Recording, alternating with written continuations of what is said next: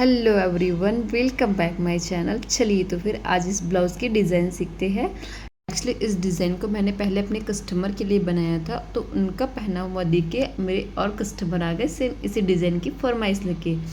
के लिए मैंने सबसे पहले ब्लाउज़ के बैक पार्ट की कटिंग की है। नेक विथ मैंने 2.5 इंच रखा है। इस तरह से शोल्डर पर मेजरिंग टेप रखते हुए 2 इंच पर मार्क कर लेंगे और उसके बाद 4 इंच पर मार्क कर देंगे। 4 इंच जहाँ पे हमने मार्क किया था वहाँ से मेजरिंग टेप को रखते हुए इस तरह से हम 6 इंच पर मार्क कर लेंगे। उसके बाद जहाँ हमने 6 इंच की मार्किंग की है वहीं पर मेजरिंग टेप को रखते हुए उससे नीचे हम 2 इंच पर इस तरह से मार्किंग कर लेंगे।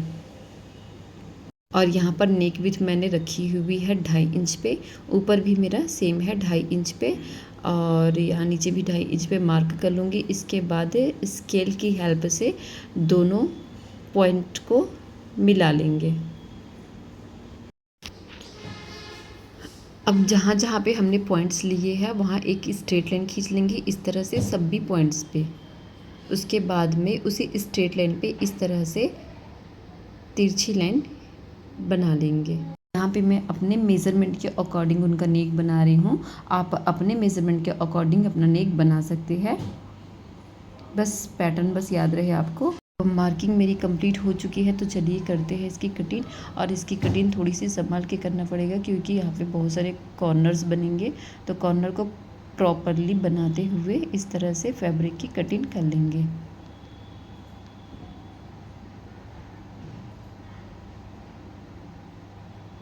इस तरह से मेरा नेक इस शेप में बन के तैयार हो जाएगा।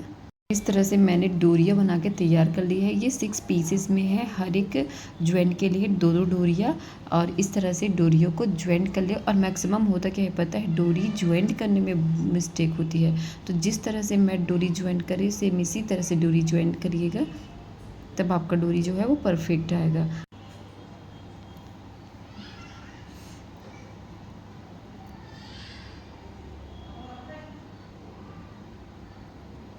ये एक डोरी बन के तैयार हो गई है मेरी। अब यहीं पे ही दूसरी डोरी लगा लूँगी। इस तरह से डोरी को ऊपर करते हुए इस डोरी को इस तरह से रखते हुए इसके ऊपर भी सिलाई लगानी है। इस तरह से सिलाई लगा लेंगे।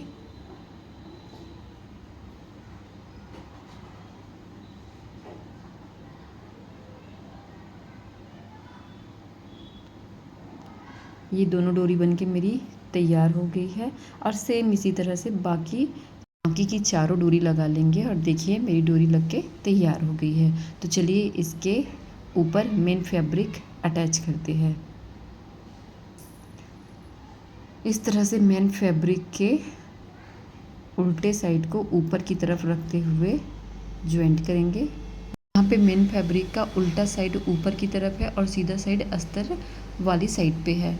इस तरह से डोरियों को प्रॉपर सेट करते हुए पिन लगा लेंगे।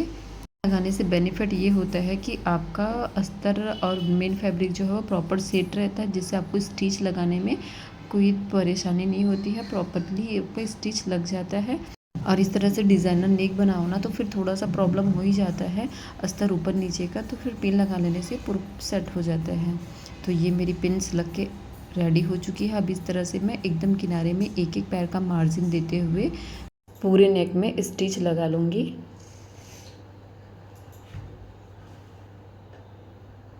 यहाँ पे एकदम केयरफुली स्टिच लगाना होगा क्योंकि बहुत सारे कॉर्नर्स बनेंगे और कॉर्नर पे थोड़ा सा स्पीड कम करते हुए प्रॉपरली स्टिच लगाना होगा।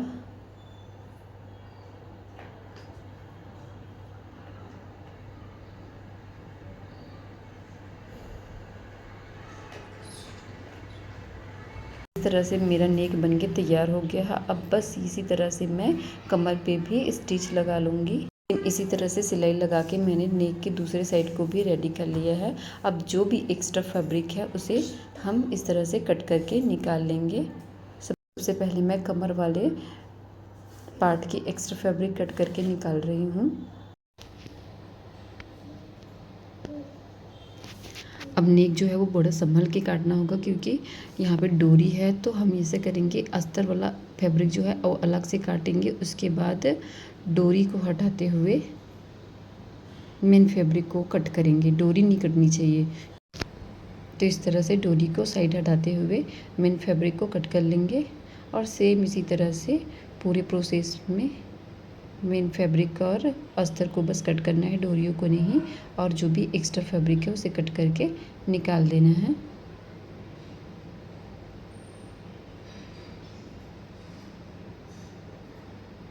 अब इस तरह से सारे किनारे पे छोटे छोटे से कट्स लगा लेंगे ताकि ये ईजिली पलट जाए। सारे किनारे पे, कमर पे भी। अब इस तरह से डोरी को बाहर की तरफ खींचते हुए फैब्रिक को पलट लेंगे। इस तरह से मेरी डोरी जो देखिए प्रॉपर आई हुई है। पूरी फैब्रिक को इस तरह से पलट लेंगे।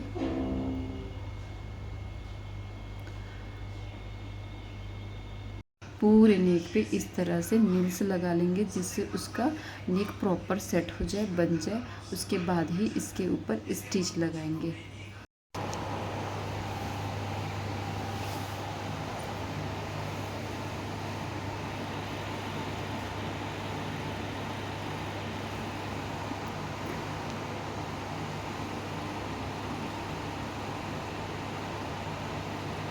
इस तरह से पूरे फैब्रिक को एडजस्ट करते हुए कमर पे और पूरे नेक पे स्टिच लगा लेंगे।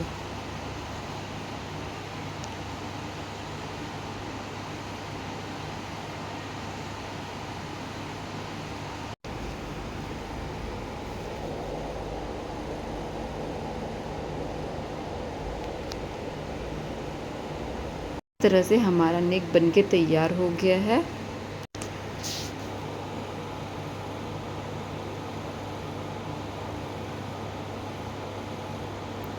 अब चलिए अस्तर ज्वाइंट कर लेते हैं। इस तरह से प्रॉपर हाथ लगाते हुए कपड़े को सेट करते हुए पूरे अस्तर को ज्वाइंट कर लेंगे। उसके बाद जो भी एक्स्ट्रा फैब्रिक बचा है उसको कट करके निकाल लेंगे। अब ये पूरी तरह से तैयार हो गया है मेरा ब्लाउज़ का बैक पार्ट। अब इस तरह से सेंटर से 4.5 इंच पर मार्क करेंगे टक्स के लिए। अब इस तरह से फैब्रिक को मोड़ते हुए इसमें सिलाई लगा लेंगे और यह सिलाई समथिंग 4 इंच ऊपर तक लगेगी। इस तरह से मेजरिंग टेप से मार्क कर लेंगे 4 इंच ऊपर।